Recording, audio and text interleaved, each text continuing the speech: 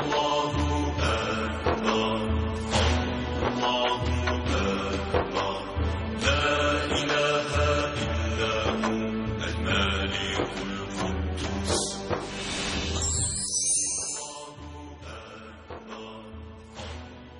باللہ من الشیطان الرجیم بسم اللہ الرحمن الرحیم ان اللہ وملائکتہ یصلون علی النبی یا ایھا الذین آمنوا صلوا علیہ وسلموا تسلیما اللہم صل علی سیدنا ونبینا وشفیعنا ومولانا محمد وعلی آل محمد وبارک وسلم۔ محترم خواتین و حضرات، السلام علیکم۔ پیام صبح کے ساتھ ایک بار پھر حاضر میں ہوں، آپ کا میزبان انیق احمد۔ سورہ بقرہ آج آیت نمبر 250 پر گفتگو ہوگی۔ کل ہم نے 249 اور پرسوں 248 پر گفتگو کی، اور خواتین و حضرات ایک مضمون مسلسل آگے بڑھ رہا ہے۔ طالوت کے تعلق سے بات ہو رہی ہے۔ گزشتہ پروگراموں میں ہم نے جو بہت آگے بڑھ کر جو بات کی، ہم پچھلے پروگراموں کا اختصار سے جائزہ نہیں لیتے کیونکہ وقت بچانا مقصود ہے۔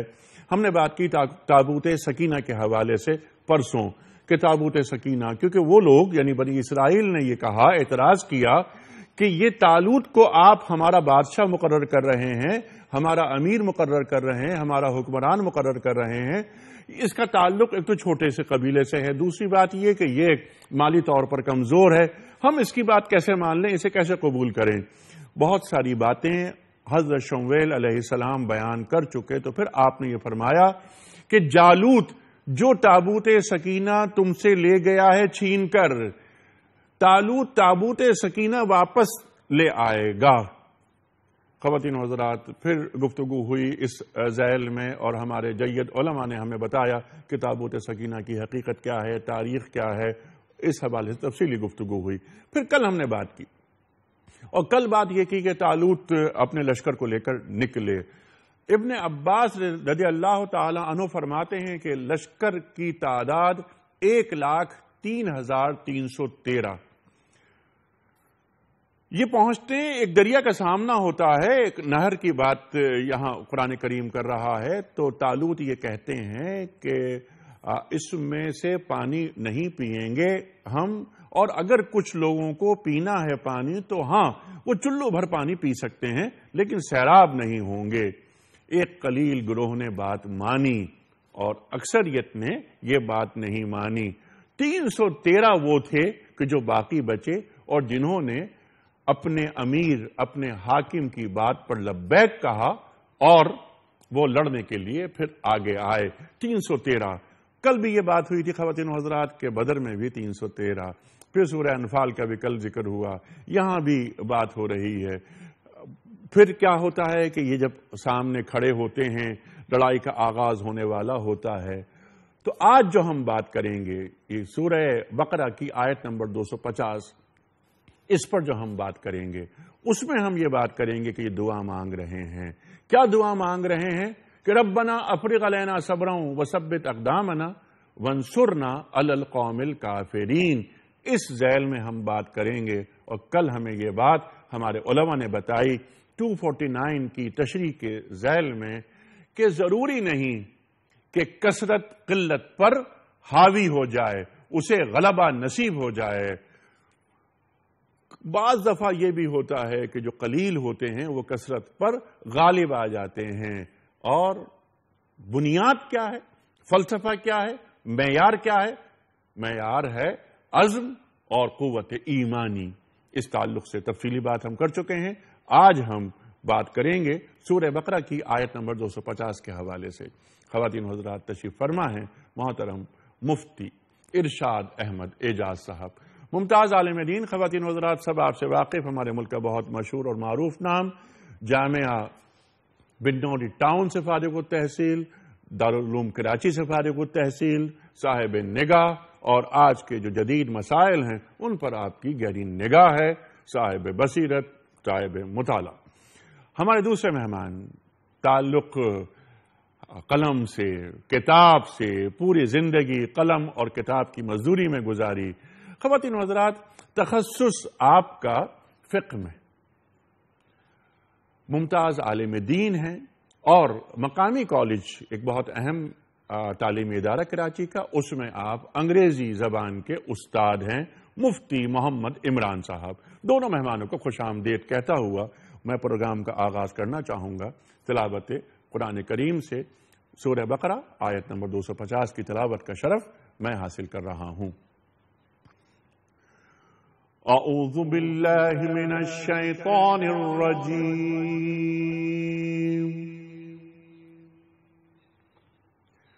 بسم اللہ الرحمن الرحیم۔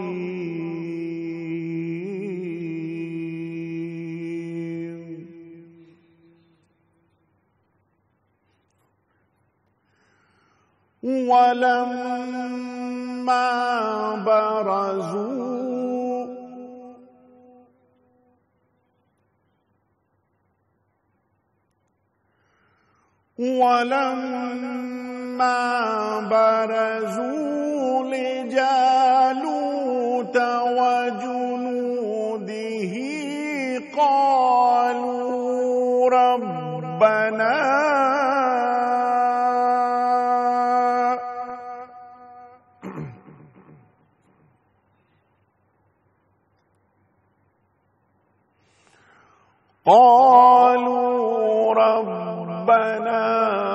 أفرغ علينا صبرا وثبت أقدامنا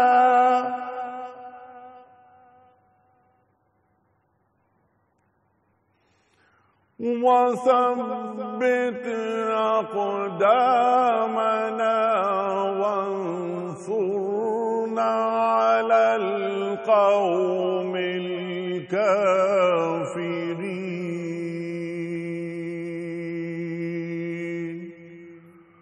صدق اللہ العظیم۔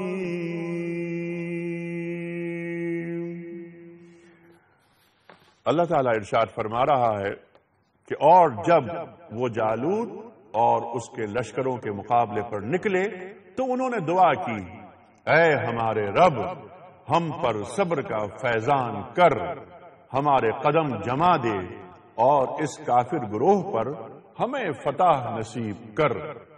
صدق اللہ العظیم۔ خواتین و حضرات، اس سے پہلے کہ میں پہلا سوال رکھوں آیت نمبر 250 کے حوالے سے مفتی ارشاد صاحب کے سامنے، کل کے پوچھے گئے سوال کا درست جواب اور آج کا سوال آپ کی خدمت میں۔ روزانہ ہم ایک سوال رکھتے ہیں آپ کی خدمت میں اور خواتین و حضرات درست جواب بتانے والوں کے مابین قرآن اندازی ہوتی ہے اور ایک صاحب یا صاحبہ کی خدمت میں ہم دینی کتب پر مشتمل تحفہ پیش کرتے ہیں دنیا ٹی وی کی جانب سے۔ چھوٹا سا ایک سلسلہ ہوتا ہے، دینی معلومات کا فروغ اصل میں اس کا محرک ہے اور ہم چاہتے ہیں کہ دینی معلومات خاص طور پر ہمارے بچوں تک پہنچیں یہ باتیں، اور ہماری جو یوتھ ہے اس تک یہ دینی معلومات کا ابلاغ ہو۔ کل کا سوال ہم نے یہ رکھا تھا کہ سرکار دو عالم صلی اللہ علیہ وآلہ وسلم کی کس زوجہ محترمہ نے سب سے زیادہ لمبی عمر پائی؟ درست جواب ام المومنین حضرت عائشہ صدیقہ رضی اللہ تعالی عنہا۔ آج کا سوال نوٹ فرما لیجئے۔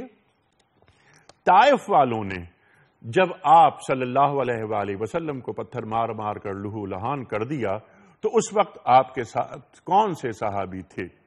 تین آپشنز، حضرت زید بن ثابت رضی اللہ تعالی عنہ، یا حضرت زید بن حارثہ رضی اللہ تعالی عنہ، یا حضرت زبیر رضی اللہ تعالی عنہ۔ خواتین حضرات، تین آپشنز میں ریپیٹ کر رہا ہوں ایک مرتبہ پھر۔ حضرت زید بن ثابت رضی اللہ تعالی عنہ، دوسرا آپشن حضرت زید بن حارث رضی اللہ تعالی عنہ، اور تیسرا آپشن حضرت زبیر رضی اللہ تعالی عنہ۔ درست آپشن روانہ فرمانے کے لیے ہمارے فون نمبرز اسکرین پر موجود ہیں، نوٹ فرما لیجئے 009221343000980 اور 981۔ ہمارا ای میل ایڈریس ps@dunyatv.tv، ہمارا SMS کا نمبر 3031۔ پروگرام کا آغاز کرتے ہیں محترم مفتی ارشاد صاحب سے۔ مفتی صاحب، یہ سلسلہ مسلسل آگے بڑھ رہا ہے، پچھلی آیات سے یہ ایک ربط ہے اس کا خاص طور پر۔ کل تفصیلی ہم نے یہ بات کی اور بات یہ ہوئی کہ بعض دفعہ یہ بھی ہوتا ہے کہ قلیل گروہ جو ہوتا ہے وہ اکثر پہ کثرت والوں پہ غالب آ جاتا ہے۔ اصل چیز کہ اللہ سے ملاقات ہونی ہے۔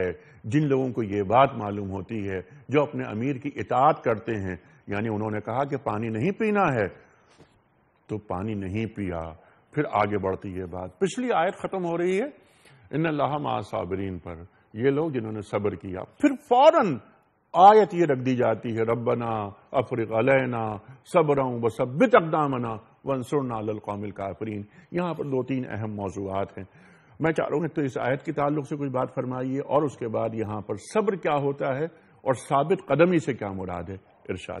بسم اللہ الرحمن الرحیم نحمدہ ونصلی علی رسولہ الکریم۔ یہ جو واقعہ چلا آ رہا ہے حضرت شمویل اور حضرت طالوت اور جالوت کے درمیان جو معاملہ ہوا تھا، جی، اللہ سبحانہ و تعالیٰ نے ان واقعات کو امت محمدیہ کی تعلیم کے لیے ظاہر نازل فرمایا ہے، اور اس کے اندر بہت سارے نکات ہیں، لیکن ایک نقطہ اس میں یہ بھی ہے کہ اللہ سبحانہ و تعالیٰ نے اس سے پچھلی آیت میں یہ بات واضح کر دی کہ حق اور باطل کے درمیان، پہلی بات تو یہ کہ حق اور باطل کے درمیان مارکا ہوگا، ایسے مارکے ضرور سجیں گے کہ جس کے اندر میدان میں نکلنا ہوگا۔ تو پہلی بات تو یہ واضح کر دی کہ بھئی یہ یاد رکھو کہ کثرت اور قلت سے فرق نہیں پڑتا۔ بہت ساری ایسی جماعتیں ہیں جو کہ بہت کم تعداد میں تھیں، لیکن وہ کثیر تعداد میں آنے والی جماعتوں پر اللہ کے حکم سے غالب آ گئی۔ پہلی بات تو یہ، اور اس کے اندر جو اہم نقطہ تھا وہ دوسرا یہ تھا کہ اللہ سبحانہ و تعالیٰ نے یہ تو ارشاد فرمایا کہ قلیل جماعت کثیر جماعت پہ غالب آ گئی باذن اللہ، لیکن ساتھ ایک اور بات بھی فرما دی کہ واللہ مع الصابرین، کہ اللہ تعالیٰ صبر کرنے والوں کے ساتھ۔ اس سے کیا معلوم ہوا کہ کم سے کم انسانی عمل جو اللہ سبحانہ و تعالیٰ کو درکار ہے اس قسم کے مارکوں میں، وہ صبر اور ثابت قدمی ہے۔ اللہ کی نصرت پھر ضرور شامل حال ہوگی اور اللہ تعالیٰ اپنی طرف سے مدد بھی نازل فرمائیں گے، لیکن کم سے کم جو ماننے والے ہیں، جو اللہ کی راہ میں اترنے والے ہیں، ان کے پاس سے یہ 2 چیزیں ضرور نظر آئیں۔ چنانچہ یہی وجہ ہے کہ جب رسول اللہ صلی اللہ علیہ وسلم بدر میں میدان میں تشریف لے گئے تھے تو آپ صلی اللہ علیہ وسلم نے وہاں پر جس طرح سے الہ وزاری سے اللہ سے دعا فرمائی اور لوگوں کو جمع کیا اور سارے مشورے کیے کہ بھئی کہاں پر اپنا ہم پڑاؤ ڈالیں، ان سب کے اندر اللہ سبحانہ و تعالیٰ کے سامنے جو ان کی بساط میں تھا وہ نکال کے رکھ دیا کہ اللہ ہم لوگ یہ لا سکتے ہیں۔ تو اس آیت کے اندر اللہ سبحانہ و تعالیٰ یہ فرماتے ہیں کہ جب یہ معاملہ ہوا اور چونکہ وہ نبی کے متعین کردہ سردار تھے، جب وہ نکلے تو انہوں نے قوم کی توجہ پہلی اس طرف لگائی کہ جب وہ نکلے ہیں کہ ولما برزوا لجالوت وجنودی، جب ان کے سامنا ہوا تو انہوں نے پہلی بات یہ مانگی ربنا افرغ علینا صبرا۔ یہ افراغ کا جو عربی میں لفظ ہے اس کے ویسے معنی آتے ہیں بہانے کے، یعنی آپ یہ سمجھے کہ اگر آپ کسی ڈول میں پانی رکھ کے کسی پر پھینک دیں تو اس عمل کو افراغ کہا جاتا ہے۔ تو گویا انہوں نے مانگا کہ اللہ تو ہم پر صبر بہا، یعنی ہمیں اس میں لت پت کر دے۔ تو گویا کہ ایک ایسی کیفیت مانگی کہ اللہ ہم تجھ سے صبر مانگ رہے ہیں۔ تو اللہ تعالیٰ کی یہاں پر ایک عجیب نقطہ ہے کہ اللہ تعالیٰ پچھلی آیت میں فرماتا ہے کہ اللہ صبر کرنے والوں کے ساتھ ہے، اور اس آیت میں صبر بھی مانگا، ہم مانگ رہے ہیں کس سے؟ اللہ سے۔ تو بندوں کی طرف سے اگر اظہار ہو، بندوں کی طرف سے اگر نیت ہو اور بندوں کی طرف سے عزم ہو تو صبر بھی من جانب اللہ آتا ہے اور پھر اللہ انہی کے ساتھ ہوتا ہے۔ تو پہلی بات تو انہوں نے مانگی کہ اللہ ہم پہ صبر ڈال اور خوب صبر ڈال، اور افریق علینا صبرا۔ اس کے بعد فرمایا ثبت اقدامنا، جو انشاءاللہ ہم آگے چل کے اس آیت پر جب گفتگو کریں گے کہ صبر میں اور ثبت اقدامنا کا جو لفظ ہے، پھر اس کے بعد صبر و ثبت اقدامنا، پھر اس کے بعد اللہ سے نصرت مانگی۔ تو اس سے ثابت کیا ہوا؟ حضرت موسیٰ علیہ السلام والی قوم کی آیت وہ ذہن میں رکھیں کہ جب اللہ سبحانہ و تعالیٰ نے حکم دیا، نبی نے ارشاد فرمایا تو انہوں نے کہا اذهب انت وربک فقاتلا۔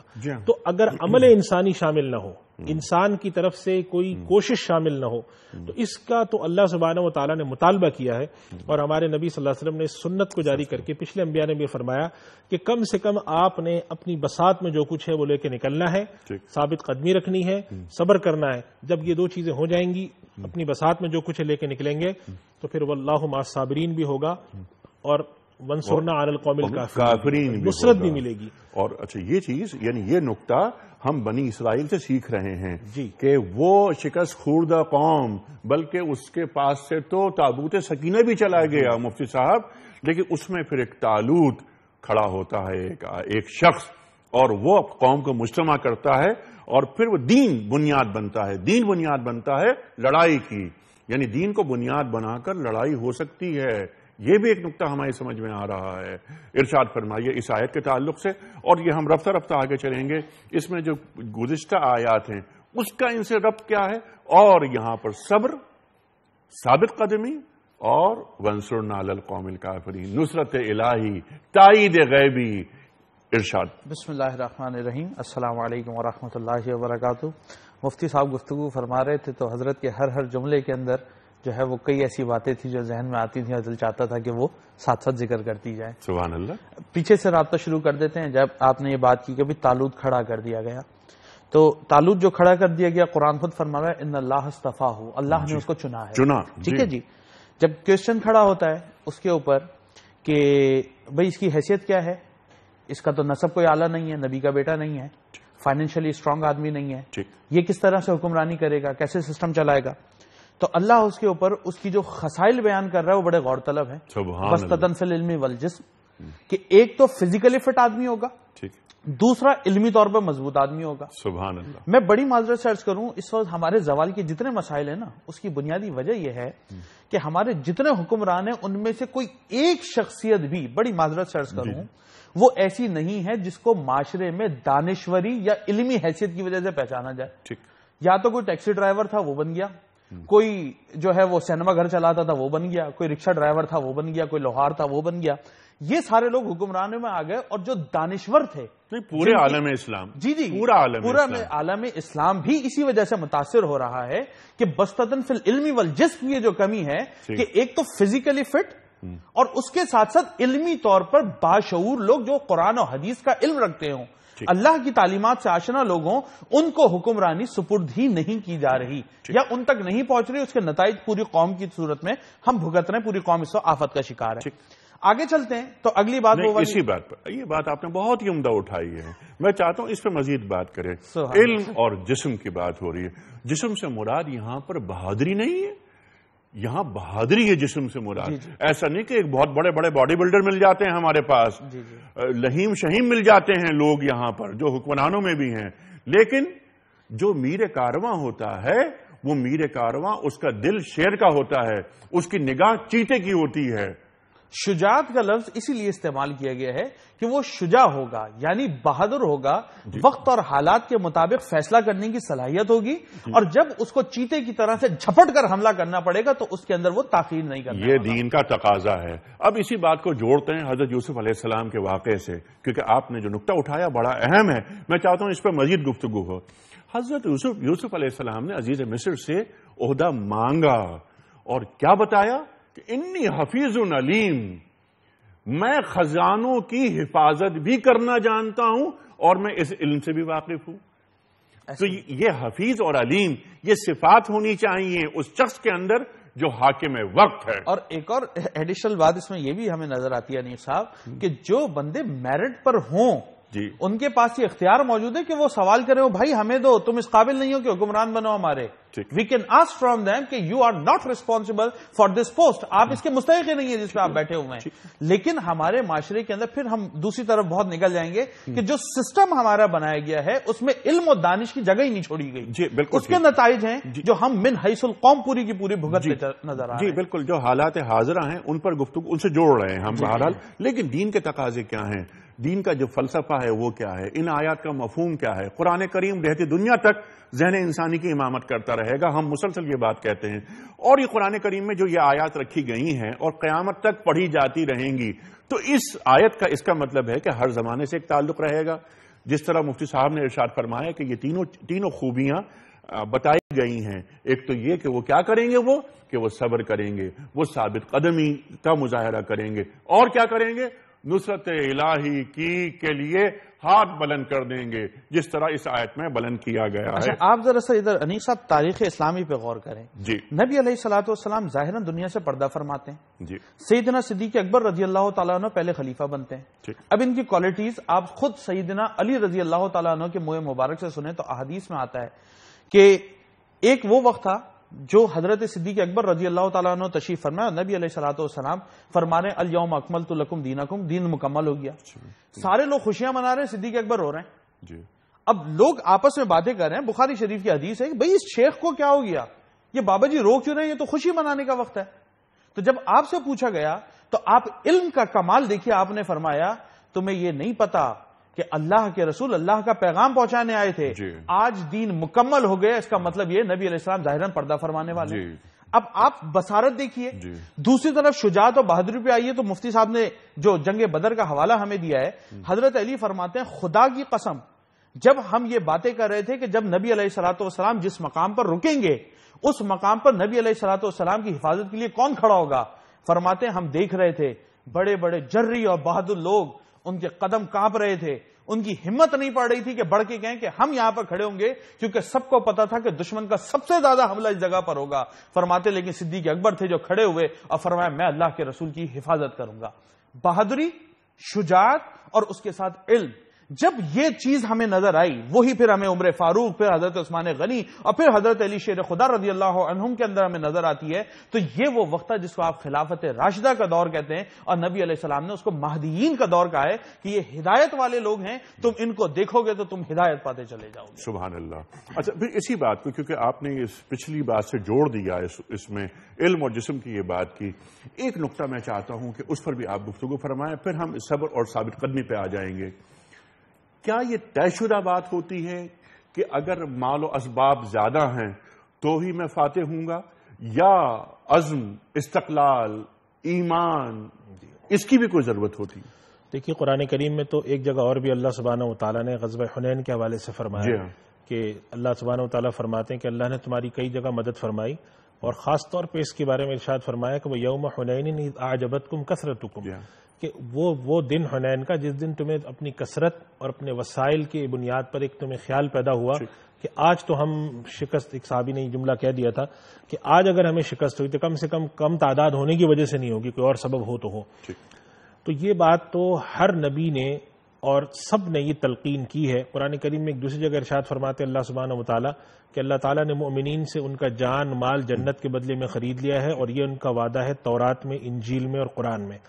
تو ان آیات سے تو معلوم ہوتا ہے کہ جب بھی خدا کی رضا کے لیے جو جنگ لڑی جائے گی, مسلمانوں کی جو جنگ لڑی جائے گی اہل کفر کے ساتھ یا اہل باطل کے ساتھ, وہ کبھی بھی کثرت کی بنیاد پر, کبھی بھی ان بنیادوں پر نہیں ہوتی, کبھی بھی اسباب کی بنیاد پر نہیں ہوتی. محض اسباب کا ایک درجہ ضرور ہے. رسول اللہ صلی اللہ علیہ وسلم جب جنگ کے لیے نکلے ہمیشہ اسباب اختیار فرمائے, لیکن وہ ہمیشہ ہوتی ہے ایمان پر, ہمیشہ ہوتی ہے اللہ پر بھروسے پہ, ہمیشہ ہوتی ہے اللہ کی نصرت پر. خود بدر کے مواقع پر اور کئی جگہ پر رسول اللہ صلی اللہ علیہ وسلم حدیث فرمائی, آپ صلی اللہ علیہ وسلم نے مٹی اٹھا کے پھینکی, اس کے لیے اللہ نے فرمایا کہ آپ نے نہیں پھینکی, وہ ہم نے پھینکی. وما رمیت اذ رمیت ولکن اللہ رمی. اور یہ فرمایا کہ تمہارے لیے اللہ نے اتنے فرشتے بھیجے, 3000 بھیجے, 5000. تو نصرت خدا بندی اور خدا کی مدد کے بغیر تو کچھ نہیں ہوتا. بندہ جب بھی نکلے گا اللہ کی رضا کے لڑنے کے لیے, وہ ہمیشہ بنیاد کرتا ہے, ہمیشہ بھروسہ کرتا ہے اللہ کی پہلا بھروسہ اللہ پر ہوتا ہے. لیکن یہ جو مال و اسباب یہ سب کچھ لے کے نکلتا ہے, یہ بھی ضروری ہے, اور قرآن بیان فرما رہا ہے بالکل, اور یہ مطلوب ہے من قوہ, اور ہمارے دین نے اس کو مطلوب رکھا ہے. رسول اللہ صلی اللہ علیہ وسلم نے ہمیشہ اسباب اختیار فرمائے, بدر کے موقع پر نکلے جو بھی چیز ہو, یہ نہیں فرمایا کہ بھئی یہ چیز نہیں ہے. آپ اس کے خندق کے موقع پہ دیکھ لیں, آپ صلی اللہ علیہ وسلم نے حفاظتی تدابیر اختیار فرمائی تو خندقیں کھود لی, اور جنگ مدینہ کے اندر کچھ لوگوں کو مقرر فرما دیا خواتین کی حفاظت کے لیے. تو تدابیر کے اختیار کرنے کا اسلام میں مطلوب ہے. حضرت شاہ ولی اللہ رحمۃ اللہ علیہ نے اس جگہ اس بات کو لکھا ہے کہ رسول اللہ صلی اللہ علیہ وسلم کی سنت اور قرآن کو دیکھ کے معلوم ہوتا ہے کہ اسباب کا اختیار کرنا خدا کو مطلوب ہے, اور اسباب سے جو بے نیازی ہے وہ کبھی کبھی خدا کی نعمتوں سے بے نیازی کی طرف بھی لے جاتی ہے انسان کو. لیکن اسباب کا اختیار کرنا یہ الگ چیز ہے, اسباب پہ بھروسہ کرنا یہ الگ چیز ہے. وعلی اللہ فلیتوکل المؤمنون, اس کا تقاضا یہ ہے کہ اسباب اختیار کرنے کے بعد مومنین یہ کہتے ہیں کہ کام چلانا, اس تلوار کے اندر کاٹنے کی قوت, اس تلوار کو اٹھانے کی قوت, اس تلوار کو نشانے پہ بٹھانے کی قوت سب اللہ کی ہے. ہمارا کام ہے کہ ہم اپنی طرف سے ہل جل کریں, ہمارا کام ہے کہ ہم اسباب اختیار کریں. اور یہی طریقہ رسول اللہ صلی اللہ علیہ وسلم اور خلافت راشدہ میں آپ کو ملے گا کہ ہمیشہ اسباب کو کبھی بھی صحابہ اکرام نے, رسول اللہ صلی اللہ علیہ وسلم نے کبھی بھی ترک نہیں فرمایا. اسباب ہمیشہ اختیار کیے, لیکن طریقہ کار یہ رکھا کہ مومن جو ہے, اور علامہ اقبال کا جو مشہور شعر ہے کہ مومن ہے تو کافر ہے تو شمشیر پہ کرتا ہے بھروسہ, مومن ہے تو بے تیغ لڑتا ہے سپاہی. یہ اصل میں جو ہے وہ مسلمان کی ایک وہ خاص وصف ہے اور صفت ہے جو کہ سامنے رکھی گئی ہے. سبحان اللہ, سبحان اللہ. اور اللہ تعالی یہ صرف تیر اور تلوار کے ذریعے نہیں بچاتا, بلکہ قوت ایمانی کے ذریعے بچاتا ہے, محفوظ رکھتا ہے. اب اس سلسلے میں مزید گفتگو ہو سکتی ہے، لیکن ہم چاہتے ہیں ذرا اس آیت قرآنی پر مزید بات کریں. اب طالوت آ گئے، ان کے ساتھ جو لوگ ہیں وہ بھی آ گئے. اب وہاں پر دعا سکھا دی گئی امت کو، قیامت تک کے لیے یہ دعا بیان فرما دی گئی. اب یہاں دعا مانگی جا رہی ہے، یعنی ربنا افرغ علینا صبرا وثبت اقدامنا وانصرنا علی القوم الکافرین. یہاں صبر کون سا مطلوب ہے؟ یعنی مقابلہ ہونے والا ہے، مقابلہ ہوتا ہے. پھر داؤد علیہ السلام کس طرح جالوت کو قتل کرتے ہیں، وہ آگے آیات آ رہی ہیں. لیکن یہاں پر صبر، صابر قدمی سمجھ میں آتی ہے کہ ہمارے قدم نہ ڈگمگا، لیکن کون سا صبر یہاں مطلوب ہے، صبر کے معنی کیا ہیں، اور یہاں اللہ تعالیٰ کیا فرما رہا ہے اس آیت میں؟ دیکھیں انیک صاحب، اس میں دو باتیں ہمیں سمجھنے کی ہیں. پہلی بات تو یہ ہے کہ آیت کی جو ابتدا ہو رہی ہے وہ ہو رہی ہے وَلَمَّا بَرَزُوا. جی ہاں، ٹھیک ہے نا، جب وہ میدان میں نکل آئے. جی ہاں. اس کا مطلب یہ ہوا کہ دعائیں جو بھی آگے مانگی جا رہی ہیں جی، اس کی بنیاد یہ ہوگی کہ پہلے آپ کو کچھ پرفارم کرنا پڑے گا. آپ کی جو رسپانسبلٹی ہے نا، وہ آپ کو پوری کرنی پڑے گی، میدان میں عمل میں نکلنا پڑے گا. اس میں جو دور حاضر میں اس کو لنک کرتا چلوں ذرا سا، وہ مسئلہ ہمارا یہ ہے، ہم دعائیں تو سارے مانگے جا رہے ہیں. Nobody is ready to come in to the field to perform. Field میں کوئی نہیں آ رہا جھگڑا کرنے، فیلڈ میں کوئی نہیں آ رہا لڑنے کے لیے، فیلڈ میں کوئی نہیں آ رہا بات کرنے کے لیے.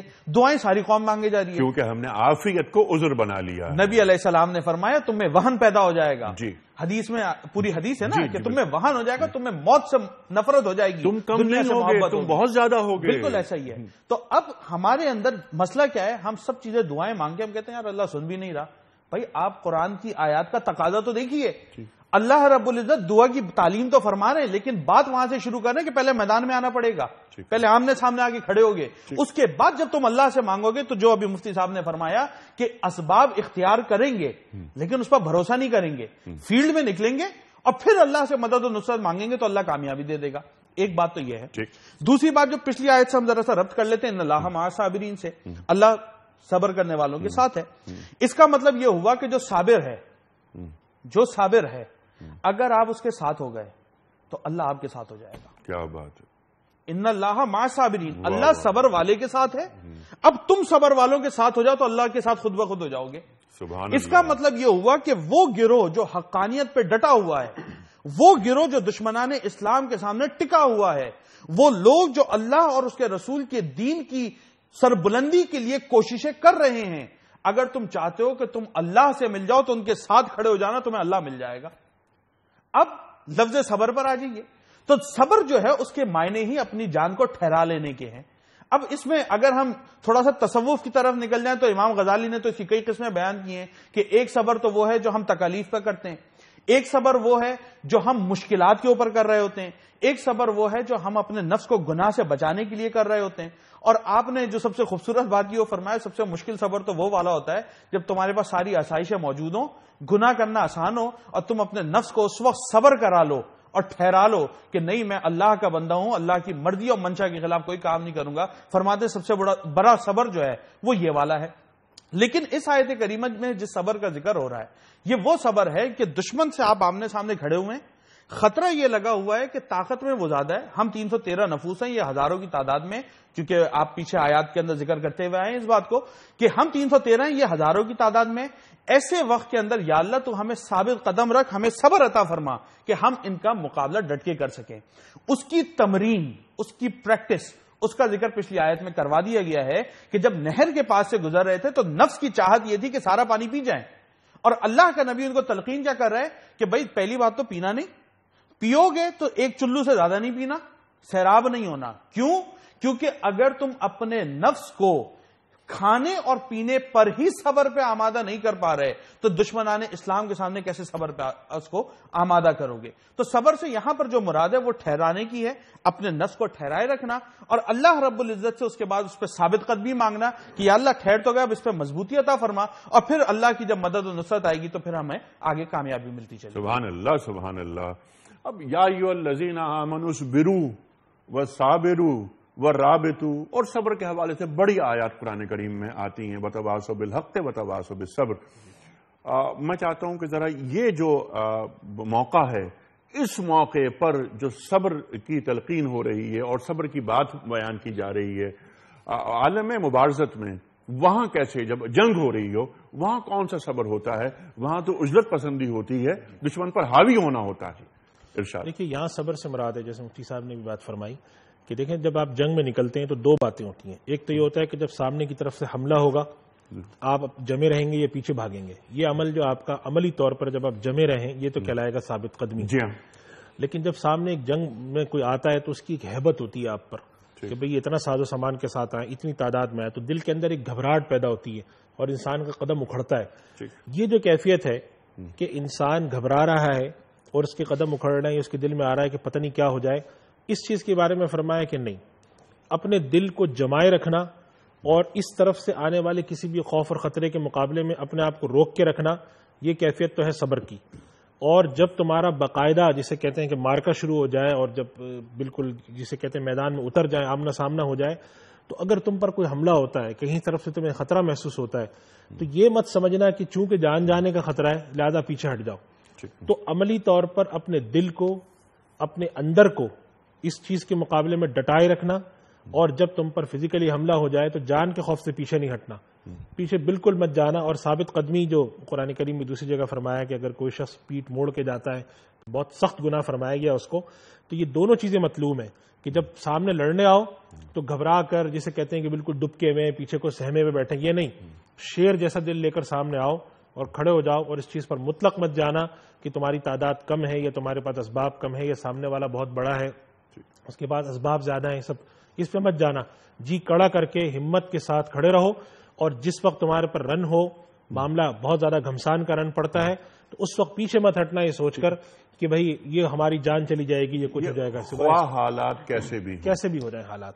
جب تم میدان میں نکل آئے، کیونکہ یہ میدان کا دنیا بھر کی جتنی بھی جنگی اسٹریٹجیز ہیں اس کے اندر بھی یہ بات رکھی جاتی ہے، لیکن ہمارا دین ہمیں سب سے بڑی تلقین یہ کرتا ہے کہ جب تم جسمانی طور پر لڑنے کے لیے نکلتے ہو تو انسان کے اندر چونکہ اللہ سبحانہ و تعالیٰ نے جان کی محبت ایک رکھی ہے، تو سب سے پہلا سامنے والے کا ایک روب آتا ہے، اس سے انسان گھبرا کے پیچھے ہٹتا ہے، اور جیسے ہی گھمسان کا رن پڑتا ہے، کوئی لڑائی ہوتی ہے اور جسے کہتے ہیں آج کے دور میں کہ وہاں پہ میزائل برس رہے ہیں اور توپ خانہ وہاں پر حملے کر رہا ہے، تو پھر وہاں سے انسان اپنی جی جان چرا کے نکلے کہ اب بھاگ لو، یہ کام نہیں کرنا، وہیں پر ڈٹے رہنا اور وہیں پر جمے رہنا، اپنے دل کو کڑا کر کے رکھنا، اور کسی بھی قسم کی حالت آ جائے ثبت اقدامنا کی بات مانگنا۔ اور یہ دونوں چیز ایسی ہیں، حقیقی بات یہ ہے کہ اگر من جانب اللہ انسان کے دل میں نہ ڈالی جائیں تو بڑے سے بڑا جری اور شجاع انسان بھی جو ہے وہ گھبرا کر بہرحال پیچھے آتا ہے، اس لیے کہ جان کا خوف ایک عجیب و غریب چیز ہے۔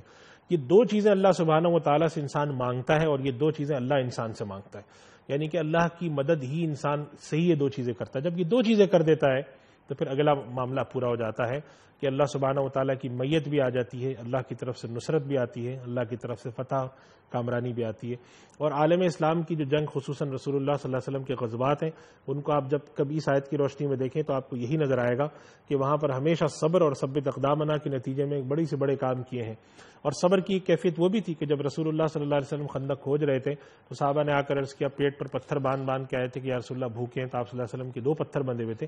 یہ بھی صبر کی کیفیت ہے کہ انسان ان نتائج پر نہیں جا رہا، نہ اس کو کھانے کو مل رہا ہے، نہ پینے کو مل رہا ہے، نہ اس کو یہ پتا ہے کہ کیا ہوگا، نہ اس کو اپنی جان کا پتہ، نہ بیوی بچوں کا پتہ، تو ان سارے مواقع پر ہر چیز بھول بھال کر جمے رہنا یہ بہت مشکل کام ہے۔ اور اس کیفیت کو یہاں پر صبر سے تعبیر کیا گیا ہے کہ صبر کر کے وہاں پر جمے رہنا، پیچھے مت ہٹنا، پیچھے مت جانا، ان انسانی کیفیات کے نتیجے میں آنے والے خوف کو اپنے اوپر غالب مت ہونے دینا، جمے رہنا، یہ کام تم کر لو۔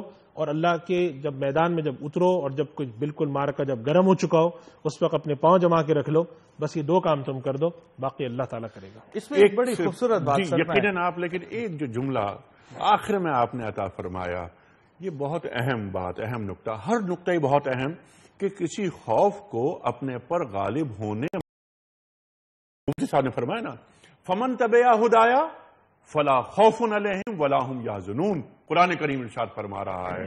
تو جب ہدایت مل جاتی ہے اور جب ہم دین سے مغلوب ہو جاتے ہیں، تو جب ہم دین سے مغلوب ہو جاتے ہیں تو دنیا پر غالب ہو جاتے ہیں۔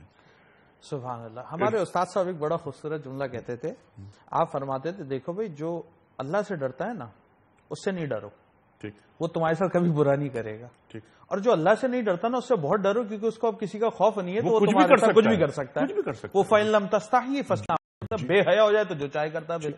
تو یہاں جو اللہ سے ڈرنے والی بات ہے کہ اگر وہ خوف تمہارے اندر ہو تو پھر اور کوئی خوف نہیں رہتا. ہم تاریخ میں اگر جاتے ہیں اور نبی علیہ الصلوۃ والسلام کے صحابہ کرام کی حیات طیبہ کو اٹھاتے ہیں, بے شمار واقعات بھرے پڑے. یہاں تک آتا ہے حضرت علی رضی اللہ تعالیٰ عنہ کے بارے میں کہ آپ کے دور مبارک کے اندر آپ کا دشمنان اسلام سے اب معرکہ ہوا تو آپ کے پاس ایک نجومی آیا اور آ کر کہنے لگا علی میں نے تمہارے لیے فال نکالی ہے اور اس کے اندر تمہارے ستارے ان ایام میں گردش میں ہیں, سفر نہیں کرنا, مارے جاؤ گے, شکست ہو جائے گی. فرماتے ہیں آپ نے یہ بات سنی تو مختصر عرض کروں, آپ گھوڑے پر سوار تھے, گھوڑے سے اتر گئے, گدھا منگوایا, اس پر سوار ہوئے اور فرمایا اب اس پہ جنگ ہوگی. تو کیا مطلب؟ مطلب یہ ہے کہ اگر دشمنان اسلام پیٹ موڑ کر بھاگے تو میری سواری ایسی نہیں ہوگی کہ ان کا پیچھے جا کے ان کو قتل کر سکوں, اور اگر مسلمان مغلوب ہو کر بھاگے تو میری سواری ایسی نہیں کہ دشمن سے ڈر کر میں بھاگ سکوں, وہیں لڑ کے جان دے دوں گا, اللہ کے دین کے لیے بھاگوں گا نہیں, اللہ کا دین چھوڑ کر نہیں جاؤں گا. پھر اللہ نے فتح عطا فرمائی. تو جب اس نے آپ نے بلا کے پوچھا ہاں بھائی تم تو کہہ رہے تھے ستارے گردش میں, تو اس نے جواب دیا کہ حضور کسی سے بھی پوچھ لیں, ہر نجومی یہی بات کہے گا ستارے گردش میں. تو آپ نے مسکرا کے فرمایا بیوقوف, یہی بتانا تھا کہ جو اللہ کے دین کے لیے نکلتے ہیں وہ ستاروں کے تابع نہیں ہوتے, ستارے ان کے تابع ہوتے ہیں. سبحان اللہ. ستارہ کیا میری تقدیر کی خبر دے گا, وہ اقبال فرما رہے ہیں نا. اور وہ کہ ابس ہے شکوائے تقدیر یزداں, تو خود تقدیر یزداں کیوں نہیں ہے. سبحان اللہ. اچھا پھر دوسری طرف آئیں تو آپ بدر کا مارکہ ذرا سے دیکھ لیجئے. عمیر بن وہب دشمن کا آدمی ہے اور 313 مسلمان پہنچ گئے, وہاں پر جنگی کیفیت ہے, تمام کو احوال پتا ہے کہ ہمارے پاس نہ لڑنے کو تلوار ہے, نہ وار روکنے کے لیے ڈھال ہے, ایک گھوڑا ہے, 70 سے 80 اونٹ موجود ہیں, دشمن سے لڑنے جا رہے ہیں. کیفیت کیا ہے؟ صحابہ کرام خود فرماتے ہیں کہ کئی مرتبہ ایسا ہوا کہ ہم دشمن پر وار کرنے کے لیے تلوار اٹھاتے, تلوار نیچے نہیں آتی کہ کافر کی گردن کٹ کر پہلے گر جاتی. یہ کیسے ہوتا تھا؟ اقبال نے اپنے شعر میں بڑی خوبصورت بات کی نا, فضائے بدر پیدا کر فرشتے تیری نصرت کو اتر سکتے ہیں گردو سے قطار اندر قطار اب بھی. کیسے ہوتا تھا؟ اس کیفیت سے چند لمحے پہلے کی کیفیت کتب تاریخ میں موجود ہیں. سبل الہدا کے اندر پوری یہ بات واقعہ لکھا گیا.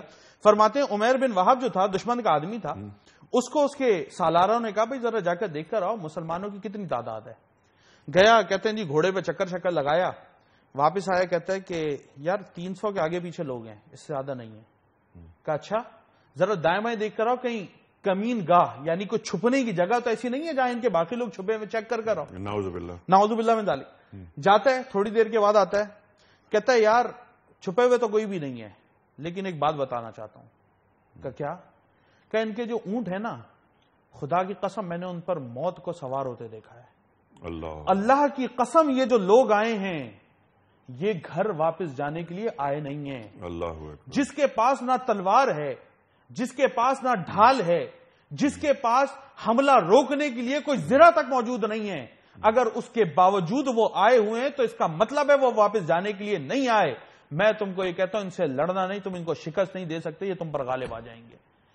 انیق صاحب صبر کا مطلب یہ ہے ٹھہر جاؤ, ڈٹ جاؤ, اپنے آپ کو اللہ کی رضا میں روک لو, اور شیطان اور نفس جب تم کو کہے کہ نہیں جان بچانی ہے, نہیں مال بچانا ہے, نہیں گھر بار کو دیکھنا ہے, تو تم اپنے آپ کو ٹھہرا لو, نہیں میں اللہ کا ہوں. ان صلاتی و نسکی و محیایا و مماتی للہ رب العالمین, کہ میری حیات, میری زندگی, میری موت, میرا ذکر اذکار, میرے گھر بار وہ سب میرے رب کے لیے ہیں. کیونکہ جان تو دی کہ دی ہوئی اسی کی تھی, حق تو یہ ہے کہ حق ادا نہ ہوا. جب صبر کی اس کیفیت پر پہنچ جائیں گے اللہ ثابت قدمی بھی عطا فرمائے گا, اللہ اپنی نصرت بھی عطا فرمائے گا, انشاءاللہ دنیا میں بھی کامیاب ہو جائیں گے, اللہ آخرت کی کامیابی, اور وانصرنا علی القوم الکافرین کی منزل تک بھی پہنچ جائیں گے. مفتی صاحب اس آیت پر تفصیلی گفتگو آپ دونوں حضرات نے عطا فرمائی, اس کو جوڑ دیتے ہیں حالات حاضرہ سے. آج امت مسلمہ, یہ آیت امت مسلمہ سے کیا تقاضا کر رہی ہے؟ ارشاد.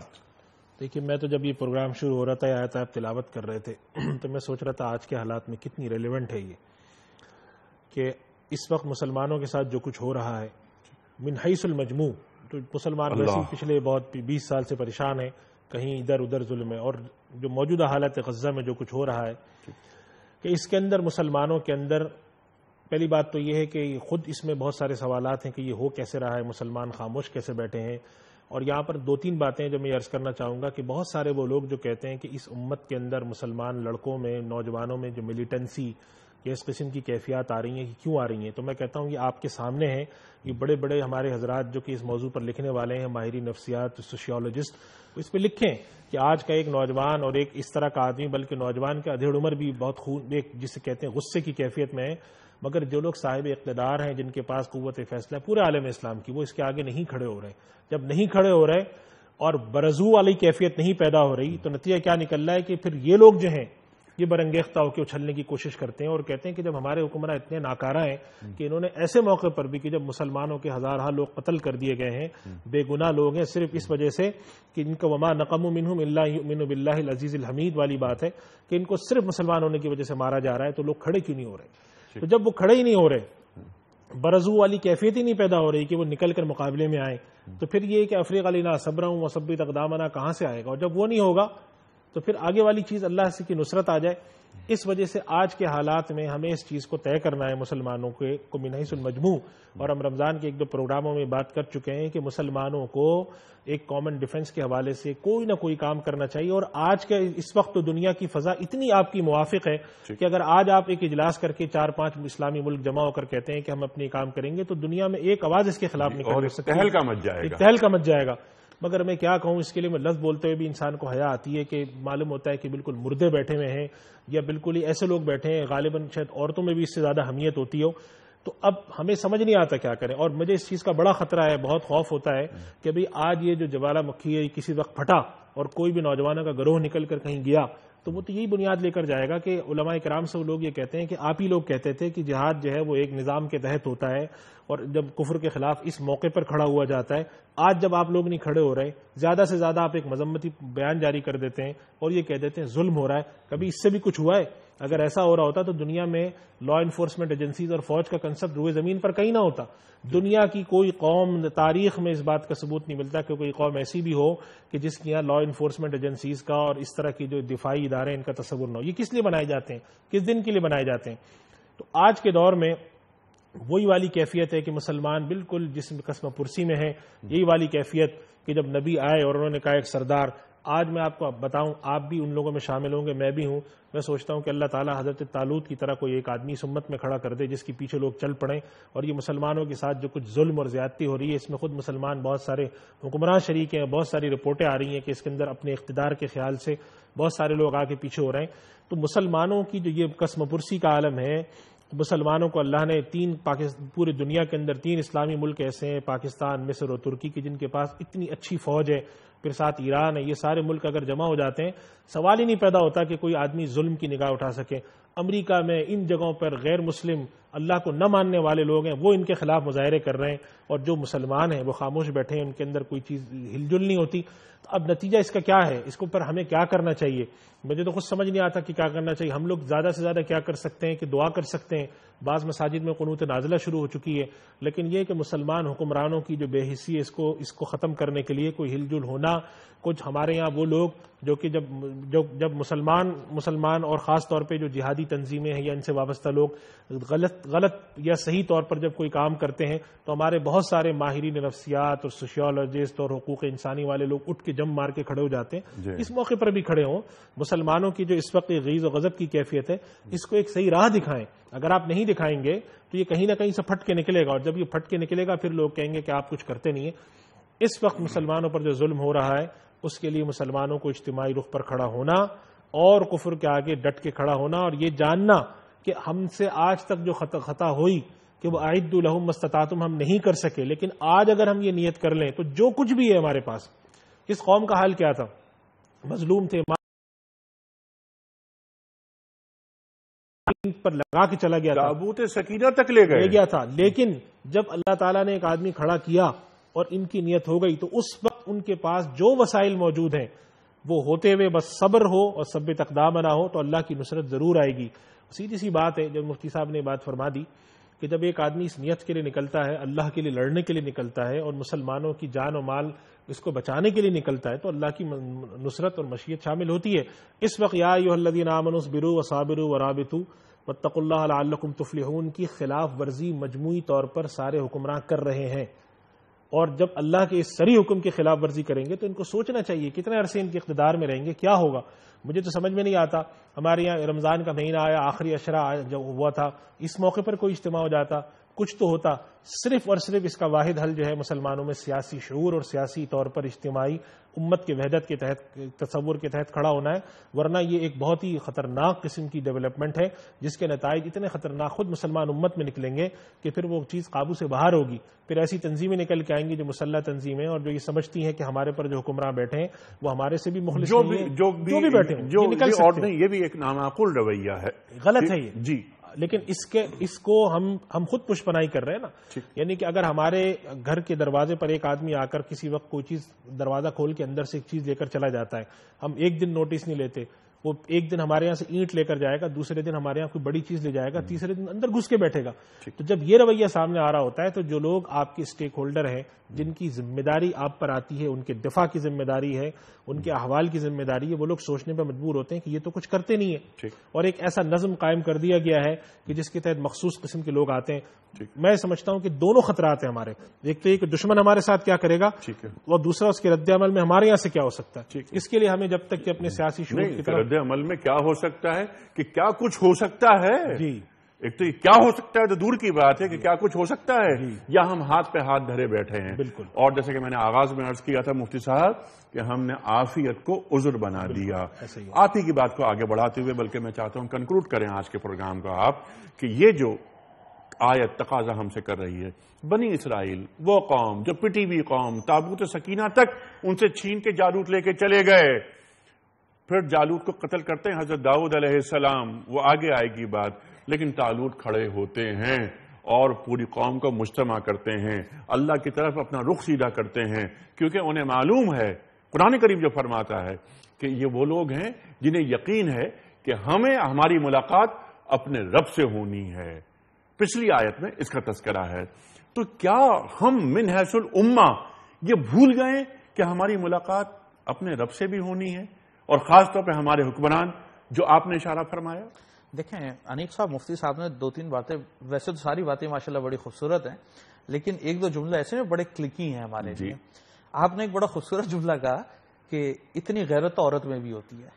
اللہ اکبر، ٹھیک ہے نا، اللہ اکبر۔ آپ نے بھی پڑھا ہوگا، میں نے بھی پڑھا ہے، میڈیا میں بات آئی ہے کہ سیدہ وارسی جی ریزائن دے انگلینڈ دیا، کے اندر ہماری پارلیمنٹیرین ہے، اس کی غیرت نے گوارا نہیں کیا کہ جو ملک نیٹو فورسز میں شامل ہو کر یہ سارے کام کرواتا ہے یا اگر اسرائیل کی اس جارحیت پہ اس کا ساتھ دے رہا ہے تو میں اس کی پارلیمنٹ کا حصہ رہا ہوں۔ اس نے ریزائن کیا، آپ اس کا وہ پورا لیٹر پڑھ لیجئے، ڈاکومنٹڈ ہے۔ وہ کہتی ہے بھائی میرے تعاون آپ کے ساتھ ہے، میری تمام اخلاقی فکر آپ کے ساتھ ہے، لیکن یہ جو کام ہو رہا ہے نا اس پہ میں آپ کے ساتھ نہیں کھڑی ہوئی۔ غیرت تھی۔ ہمارے پارلیمنٹیرینز کا حال پڑھ لیجئے، برابر میں سرخی لگی ہوئی ہے، سارے اس موضوع پہ بحث کر رہے ہیں کہ پہلے 245 آرٹیکل اس کا نفاذ کو ختم کرایا جائے یا پہلے اس موضوع پہ بات کی جائے کہ غزہ کے اندر کیا ہو رہا ہے۔ ڈوب کے مر جانا چاہیے ہمارے ان پارلیمنٹیرینز کو، ہمارے لوگوں کو جن کے اندر یہ شعور ہی اجاگر نہیں ہوا کہ فرد قائم ربط ملت سے ہے تنہا کچھ نہیں، موج ہے اندرون دریا بیرون دریا کچھ نہیں، کہ اگر امت بچے گی تو تم بچو گے، اگر امت اس طرح سے مرتی رہی تو یہ یاد رکھنا آئندہ آنے والا نمبر میرا اور آپ کا اور ہمارا بھی ہوگا۔ ایک بات۔ دوسری بات پہ آ جائیں کہ ہمیں اس وقت کرنا کیا چاہیے۔ جس طرح مفتی صاحب نے بڑی خوبصورت بات کی کہ اگر ہمارے وہ لوگ جن کے ہاتھوں میں اللہ نے قوت دی ہے، اللہ نے جن کو پاور دی ہے، اگر وہ اپنا رول پرفارم نہیں کریں گے تو ارریگولر ٹروپس آٹومیٹیکلی ایکٹیویٹ ہو جائیں گے۔ ہم ان کی حمایت نہیں کرتے، ہم ان کے مخالف ہیں، ان کو یہ حق نہیں ہے کہ قانون کو اپنے ہاتھ میں لیں، لیکن خدا را کیا ہمارے جو بڑے ہیں جن کے پاس پاور ہے، صاحب اقتدار ہیں، کیا وہ اپنا رول ادا کر رہے ہیں؟ تو پلیز ہمارا میسج آپ کے لیے یہ ہے کہ اس بات کو سمجھیے، اپنی ذمہ داریوں سے آگاہ ہوئیے، ہم آپ کے ساتھ کھڑے ہیں، قوم آپ کے ساتھ کھڑی ہے، آپ کوئی اچھا ڈائلاگ تو کریں، آپ کو اچھی بات تو کریں۔ General secretary O I S کے کیا بیان دے رہے ہیں؟ ایاز صاحب کا بیان آپ پڑھ لیجئے تو شرم آتی ہے ہمیں سن کے. وہ بیان یہ دے رہے ہیں کہ ہم کیا کر سکتے ہیں اگر ہم جا کے اس کو اقوام متحدہ میں اٹھائیں گے تو امریکہ ویٹو کر دے گا, بات ختم ہو جائے گی. خدا را آپ اتنے کمزور ہیں کیا؟ آپ کے 58 ممالک ہیں, آپ متحد ہو کر اگر آواز اٹھائیں گے کیوں نہیں آپ کی بات کو سنا جائے گا؟ لیکن صرف بات یہ کہ متحد ہوں, اور یہ جب ہوگا جب آپ کی توجہ اللہ پر ہوگی, جب آپ اللہ سے مانگیں گے اللہ آپ کو قوت بھی دے گا, طاقت بھی دے گا, صبر بھی دے گا. ثابت انتم العالون ان کنتم مومنین, بنیادی مومنین, تم ہی غالب رہو گے بشرطے کہ تم مومن ہو. مفتی صاحب نے ایک بات, بہت اہم نکتہ, یہ تو ہمارا رخ اللہ کی طرف سیدھا ہونا ہی ہونا ہے. پہلا مطالبہ اللہ تعالیٰ کا ہم سے یہ ہے. دوسری چیز جیسے کہ آپ نے فرمائی کہ 4-5 جو بڑے ممالک ہیں مسلم ورلڈ کے, ایک کامن ڈیفنس بنا لیں تو یہ دنیا ادھر سے ادھر ہو جائے. لیکن اس کے لیے وہی بات جو آپ نے فرمائی اور آپ نے فرمائی کہ جو میر کارواں ہے اس کا دل شیر کا ہونا چاہیے اور اس کی نگاہ چیتے کی ہونی چاہیے. آپ دونوں کا میں بڑا شکر گزار ہوں. خواتین و حضرات, یہ آیت نمبر 250 پر آج گفتگو ہوئی, سورہ بقرہ کی آیت نمبر 250. یہاں ہم پروگرام اپنا آج کا ختم کر رہے ہیں. کل ہم اگلی آیت نمبر 251 پر گفتگو کریں گے.